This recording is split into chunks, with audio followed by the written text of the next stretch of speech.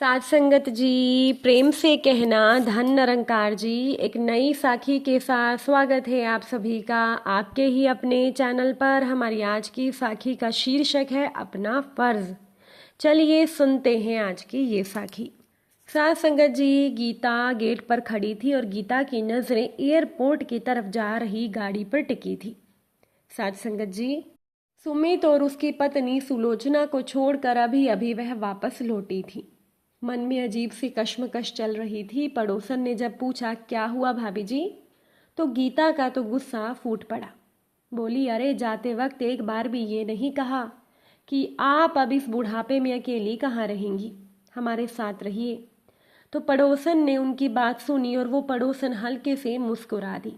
साथ संगत जी, गीता के पति रमेश ये सब सुन रहे थे और वो मन ही मन हंस भी रहे थे।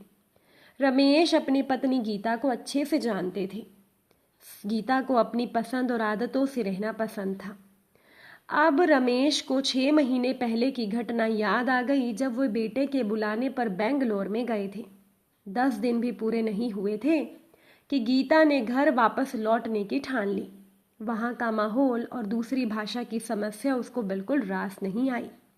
सुलोचना का अपनी शैली में बना खाना, जो कि सुमित को बहुत पसंद था, गीता को वो उतना ही बेकार लगा। तब रमेश ने कहा भी, अरे थोड़ा बहुत एडजस्ट कर लो, बच्चों के साथ कुछ समय बिता लो। लेकिन गीता का जवाब था कि यहाँ का खाना और माहौल दोनों ही मेरे बस का नहीं है, और वो वापस आ गई थी। अब जब रमेश ने गीता से कहा, सुनो, सुमित इस बार कह गया है कि माँ को अब हमारे साथ रहने को मना लेना। मैं खाना बनाने वाली रख लूँगा तो माँ अपनी पसंद का खाना खा सकती हैं। तो गीता का आश्चर्य और ज़्यादा बढ़ गया। गीता ने चौंकते हुए जवाब दिया, पर मुझसे तो उसने या बहू ने कुछ कहा नहीं। रमेश ने मुस्कुराकर कहा, हाँ, क्योंकि वह जानता था कि तुम कुछ न कुछ बहाना बनाओगी। पर तुम्हारा इस बारे में क्या ख्याल है? यहाँ घर बंद करके हम क्या सुमित के पास चलें?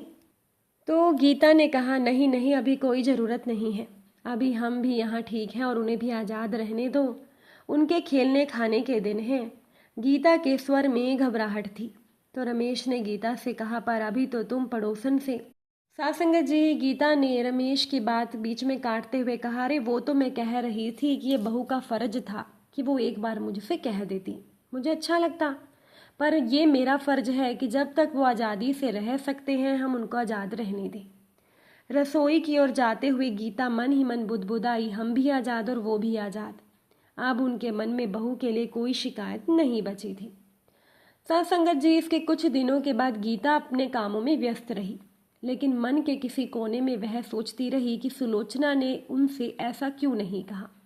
क्या वह सच में उनसे दूर रहना चाहती थी, या फिर यह उनका अपना अहंकार था जो उन्हें ऐसा महसूस करवा रहा था।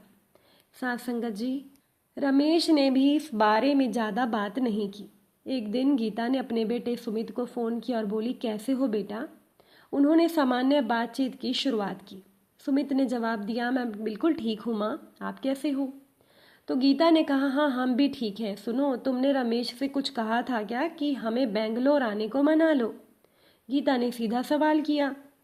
तो सुमित कुछ पल के लिए तो चुप हो गया, फिर बोला, हाँ माँ, मैं चाहता हूँ कि आप और पिताजी हमारे साथ रहें। मैं और सुलोचना आपकी सेवा करना चाहते हैं। गीता ने गहरी सांस ली और कहा, लेकिन बेटा, यहाँ का घर बंद करके वहाँ जाना मुश्किल है, और सच कहूँ तो मुझे अपनी आज़ादी बहुत पसंद है। तो सुमित ने हंसकर कहा, माँ, आप हमेशा से ऐसी ही रही हैं, लेकिन अगर आप और पिताजी कभी तैयार हों तो हमारे घर के दरवाजे आपके लिए हमेशा खुले हैं। इस बातचीत के बाद गीता के मन में हल्कापन आया। उसने महसूस किया कि सुलोचना और सुमित का उनके प्रति कोई दुर्भाव नहीं था। वह बस अपनी जिम्मेदारियों को निभाने की कोशिश कर रहे थे।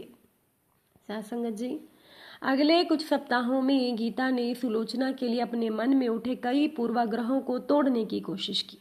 उन्होंने सुलोचना को फ़ोन किया और उससे बात की। उन्होंने पूछा, कैसी हो बहू? सुलोचना ने हंसते हुए जवाब दिया, मैं ठीक हूँ माँ जी, आप कैसी हो? गीता ने कहा, हम भी ठीक हैं। सुनो, तुमने मुझसे बेंगलोर आने को क्यों नहीं कहा? क्या तुम चाहती हो कि हम यहीं पर रहें? गीता ने सीधे पूछा। तो सुलोचना ने थोड़ा झिझकते हुए कहा, माँ जी, मैंने सोचा कि अगर मैं आपको कहूँगी तो आप सोचेंगी कि मैं आपको मजबूर कर रही हूँ। इसीलिए मैंने सुमित से कहा कि वो आपसे बात करें, लेकिन मैं सच में चाहती हूँ कि आप हमारे साथ रहें।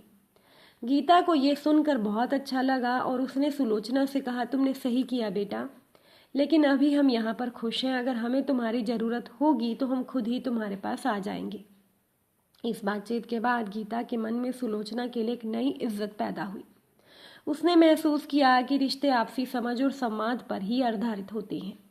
आने वाले दिनों में गीता और रमेश ने अपने जीवन को पहले से ज़्यादा व्यवस्थित कर लिया। उन्होंने अपने पड़ोसी और दोस्तों के साथ समय बिताया, साथ ही सुमित और सुलोचना से नियमित रूप से बातचीत की, और अब उनके मन में किसी भी प्रकार की कोई शिकायत बिल्कुल नहीं थी। तो साथ संगत जी, यहाँ पर देखिए कि किस तरह से सुमित और सुलोचना ने अपना फर्ज निभाया और माँ बाप ने अपनी आज़ादी से रहना पसंद किया। साथ संगत जी, एक बार की बात है कि एक चोर एक महात्मा के यहाँ गया। जैसे ही वो महात्मा के सामने आया, उसने उन्हें प्रणाम किया और कहा, गुरुजी मैं एक चोर हूँ, लेकिन मैं अपनी चोरी की आदत छोड़ना चाहता हूँ। कृपया करके मुझे आप अपना आशीर्वाद दें ताकि मैं ये काम अब छोड़ सकूँ। तो चोर की बातें सुनने के बाद महात्मा ने शीघ्र ही जवाब दिया कि अगर तुम चोरी की आदत नहीं छोड़ सकते हो तो एक काम जरूर करो। चोरी करने के तुरंत बाद अपने गुनाहों को तुम उन लोगों के सामने स्वीकार कर लेना जिनके घर में या जिनके यहाँ तुमने चोरी की हो, या फिर जिनके यहाँ तुम चोरी के इरादे से गए होंगे, पहले तुम उन्हें ये बता दो। अब अगले दिन चोर एक घर में घुसा। जैसे ही वो वहाँ रखे आभूषणों को अपनी थैली में रखने लगा, उसे गुरु की बात याद आ गई। उसने मन में सोचा कि अगर मैं चोरी करता हूँ और फिर घर के मालिक को बताता हूँ तो वो तुरंत ही मुझे पुलिस के हवाले कर देंगे, पुलिस मुझे पीटेगी, फिर मुझे जेल में डाल देगी। जब ये विचार उस चोर के मन में आया तो उसने अपना मन बदला और चोरी किए बिना ही वो उस घर से लौट आया। उसके बाद चोर ने बहुत कोशिश की चोरी करने की, पर सजा के डर से वो ऐसा कभी नहीं कर पाया। वो गुरु के पास वापस लौटा और बोला, आपने ये मुझे कैसी सलाह दी? अगर मैं जानता हूँ कि मुझे चोरी की बात घर के मालिक को बतानी है तो मैं चोरी कैसे कर पाऊंगा? गुरु ने जवाब दिया कि मैंने तुम्हें ये सलाह इसीलिए दी थी ताकि तुम चोरी करना छोड़ दो।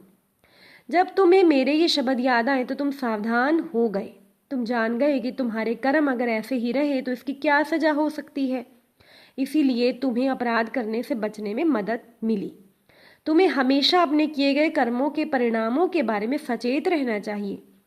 जब तुम सचेत रहोगे तब तुम कुछ भी गलत नहीं करोगे। ज़्यादातर लोग जागरूकता की कमी के कारण ही गलत काम करते हैं, इसलिए किसी भी काम को करने से पहले हमें उसके परिणाम के बारे में ज़रूर सोचना चाहिए। साथ संगत जी, ये संत महात्माओं का फर्ज बनता है कि वो अपने पास आने वाले लोगों को सही रास्ता दिखाएं, अपना फर्ज सही निभाएं, अपने पास आने वाले लोगों को सच्चाई से अवगत कराएं और उनका जीवन सुधारने में मदद करें। महात्मा जी ने ऐसा ही किया, जिससे कि एक इंसान का जीवन सुधर गया। अगर आज की ये साखी आप सभी को अच्छी लगी हो, वीडियो को लाइक शेयर ज़रूर करिएगा। आप सभी से फिर मुलाकात होगी नई साखी नए विचारों के साथ। साथ संगत जी, प्यार से कहना, धन निरंकार जी।